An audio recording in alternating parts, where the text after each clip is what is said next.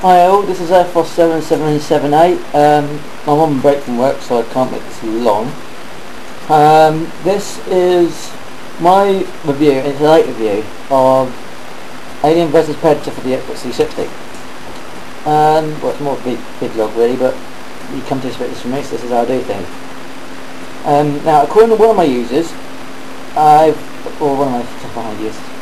according to one of my viewers, apparently I look like Gordon Freeman, which is interesting. I don't think I do, but you know, that's what she says, so there we go. I thought I'd mention that, just, you know, quick shout out. Anyway, this review. The Alien vs Predator game, I have to say, it's okay. It's not brilliant. All my mates got it first and they told me it was an absolutely amazing game. It was awesome, they loved it to bits. They thought it was excellent, and I liked it, but I didn't see it superiorly brilliant. I'm a big fan of Predator Boy. I'm a massive fan of the Predator movies. Predator 2, AVP 2, sorry, not so much. Yeah, for obvious reasons. Anybody who is a Predator fan will know why that one's bad, but let's just leave it at that. The main thing is that the Predator missions on it were handled quite well, but I have to say it's for definite, and every Predator fan will know exactly what I'm on about. There should have been way more ways to execute people. I mean, Predator Concrete Jungle did that okay as well. At least you had some, you know, some trophy kills. This one, you don't have that many. When you sneak on someone, maybe you'll take their head off and keep it, but that's a maybe. That doesn't happen very often. It's just not that big. Plus, the missions for Predators are incredibly small. And I noticed that with both the Alien and Predator missions, they're incredibly small compared to human missions. Yeah, it's nice to play as a Predator, but you have to, and correct me if I'm wrong, the masks for the Predators, they should be able to see 3 different spectrums. They should be able to see a red spectrum, which shows up, I think it was other Predators, a green one for aliens, and a blue one for humans, which is a heat one, and then they've got a normal vision. On this, you've only got two vision modes at first, normal and heat. You don't get the red one at all, which as I remember is called tech vision, and you only get the alien vision when you pick up a old ceremonial mask, which makes no sense in the Predator universe. I mean, at the end of the day, if they obviously know the planet they're going to has got aliens on it, or xenomorphs on it, so they should have this in their helmets already, and they don't, and I don't get it. It makes no sense whatsoever. Just none. Anyway, we've got the humans, right? The human missions are incredibly long.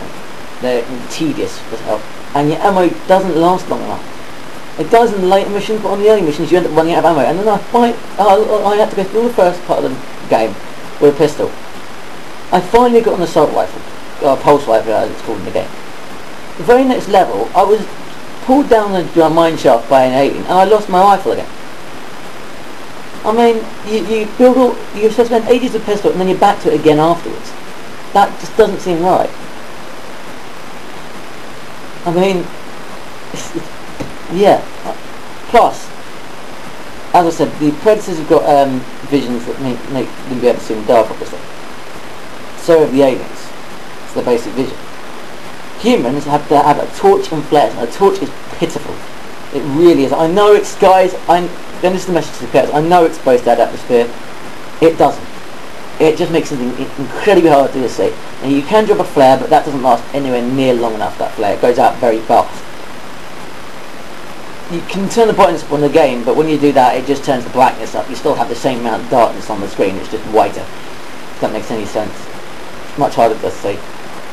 You've also got audio logs you should pick up all through the game. They don't do much apart from letting you listen in. But for some reason, they're stored in a section called Extras or Secrets or something on the main menu. Which, when I went into that, I thought, oh, it's going to be something like concept art, something like that, like an old PS2 game would be. It was just the audio logs. Why not just put audio logs on the main menu? I might be being picky, but there we go.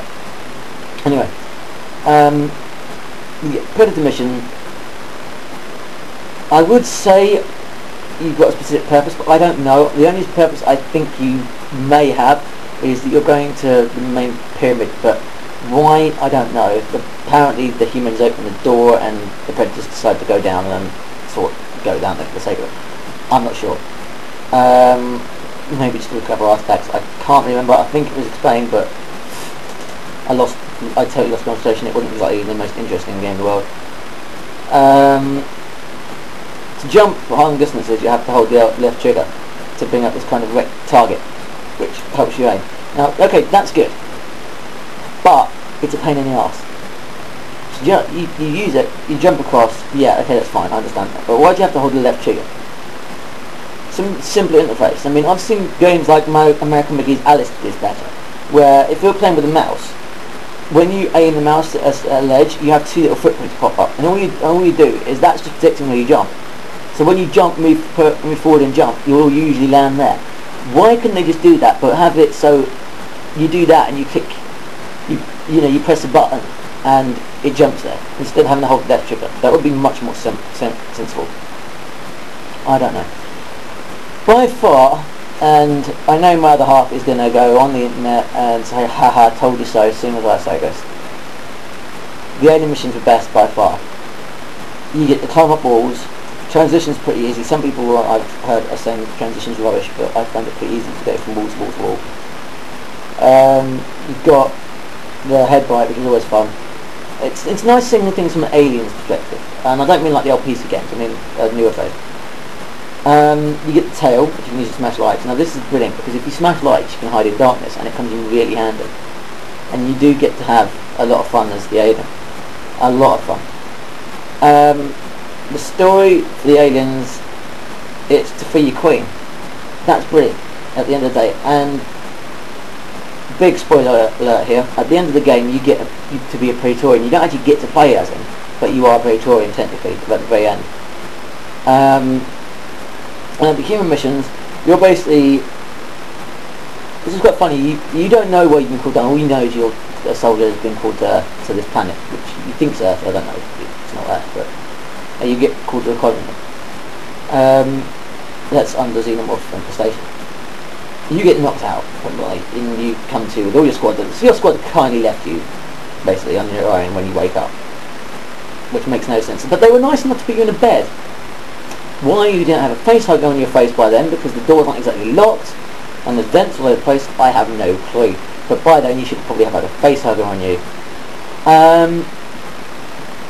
Basically, you just got to work your way through. If you think it's going to be some sort of extermination mission or something, it was supposed to be an extermination mission, and then it comes down to you get different orders, and it's basic survival. Then you find out that in, I think it's the alien missions, that it was you find this out in alien and human missions, that it was a artificial human, as she likes being called, who decided to break rules and call you lot in. But of course she'd suddenly decide, oh, it's all out of hand, we've got to take you away. But not before, by the way, your friend and maybe love interest, I don't know, gets a face hugger on her and ends up getting impregnated, which is lovely. So I'm going to spoil this really badly. The end of the alien, of the human game, you it's very reminiscent of the films, but a bit too reminiscent. It drops, you get in the dropship basically, and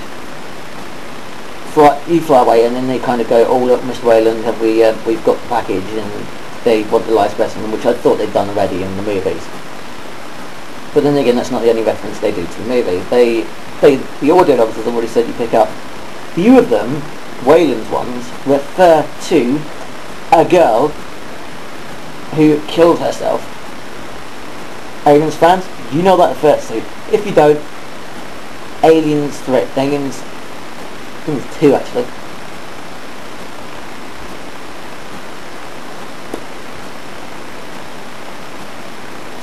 Sorry, Aliens 3.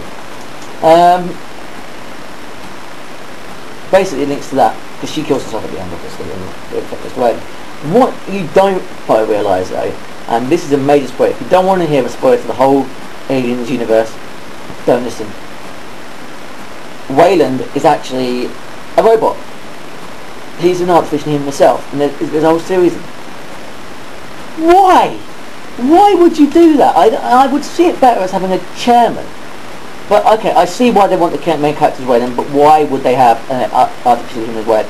And if they had an artificial human as Wayland, couldn't the board that, you know, couldn't one person technically change the programming in this artificial human, so this other person has control and not Mr. Wayland? It makes no sense.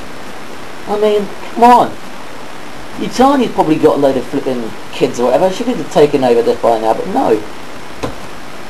It makes no sense at all. I mean, if you watch it from a film perspective, if he dies in the original Wayland, without Kids Boy, dies in Alien vs Predator 1. So where the hell did these flipping, did Carl Bishop Wayland, by the way, and everyone who watches overseas knows who Bishop is, how did he decide to have artificial human programs running that in the 20th century, and there's not been hardly any advancement within 5 years? If that was the case, then he should have been back in Alien vs Predator 2, but of course that doesn't, you know, I don't know. I'm just picking at plot holes here. The gameplay's pretty good, the controls are pretty good. Pretty good. As the aliens though, I have to say one thing, I started off, ran around the corner and got shot and got killed very, very fast. I didn't realise until that, I just followed the other aliens basically, I didn't realise until that point there was a nice bloody turret right in the way. I ran round, got blasted. Putting it bluntly. Okay, but the funny thing is, if you're on the roof, it doesn't spot you, yeah, it seems to be scanning the whole hallway. I don't know why that is, but whatever. And you don't even have to go that way, there's actually another way you can go around that goes behind the turrets. So why have the option that you can climb the roof and go around it in the first place? You just... Most people just started off that early, or just running straight towards the right on the ground, and they're being raped by the flipping turret anyway. Multiplayer, I haven't tried multiplayer, I've heard it's good, but I didn't have time to try it before I did this review. The game, average.